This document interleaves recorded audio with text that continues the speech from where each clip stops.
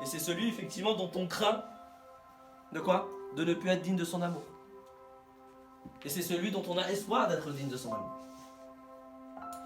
Et cet être-là ne peut être que Allah.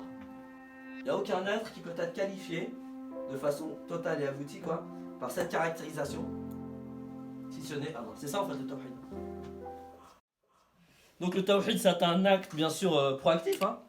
C'est pas un état. Donc ça peut vouloir dire quoi? De se débarrasser de toutes nos divinités singulières qu'on est amené à adorer d'une manière ou d'une autre. C'est ça le tawhid. Se débarrasser de... La ilaha, c'est très proactif. C'est se débarrasser, de se libérer. De quoi? De toute divinité qu'on est amené à adorer en dehors d'Allah. Ça peut être l'argent, ça peut être... Ouais. La télé, voilà, ça peut être... Les faux dieux. Les faux dieux, les fausses divinités. Et c'est ça le tawhid, c'est se débarrasser afin de quoi? Et ça se fait par la négation. C'est une fois qu'on s'est débarrassé, qu'on s'est dépouillé, qu'on s'est libéré, qu'on s'est affranchi de toutes les fausses divinités, qu'on est dans l'unicité. Ça se fait par la négative. Hein. Et ce qui est intéressant, c'est que cette démarche par la négative, pour arriver à l'un, c'est arriver à l'un par la négative, c'est ça que ça veut dire. Hein. C'est la pédagogie de quoi?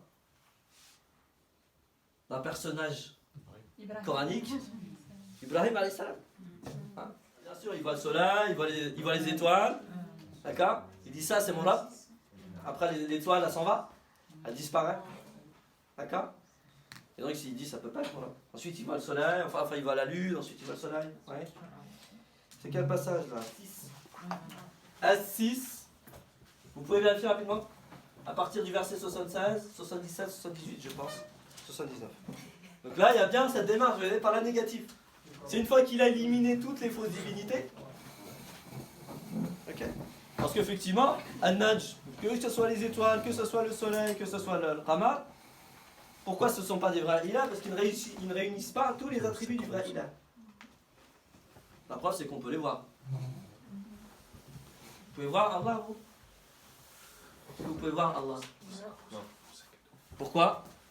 Parce que nous sommes voilés vis-à-vis de son essence. Nous sommes voilés vis-à-vis de son essence.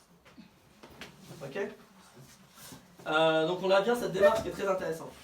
Et c'est vraiment la démarche de... comment on pourrait appeler ça? Du Hanif, voilà. C'est pour ça qu'Ibrahim il est qualifié de Hanif dans le Coran. Et le Hanif, c'est toute personne qui quoi? Qui actualise cette démarche de quoi? De l'unicité par la négation de la multiplicité. C'est bon? Arrêtez, c'est ça. La démarche, c'est l'unicité par la négation de la multiplicité des fausses divines. Des fausses divinités, plutôt. Ça va? Ok.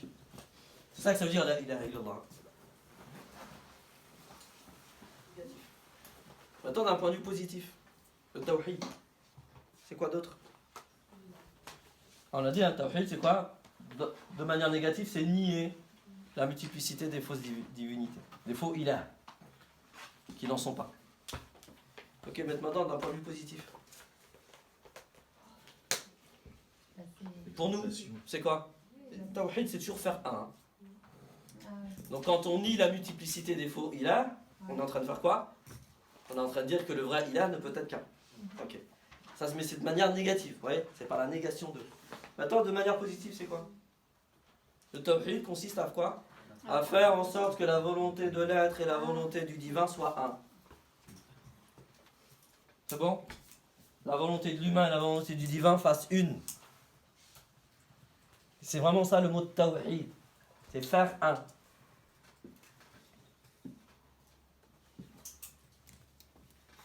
Donc le vrai muwahhid, c'est pas juste celui qui dit de ne pas adorer les statues.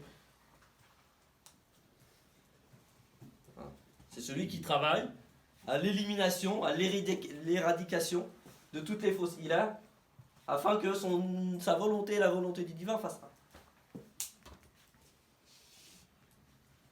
Ça va?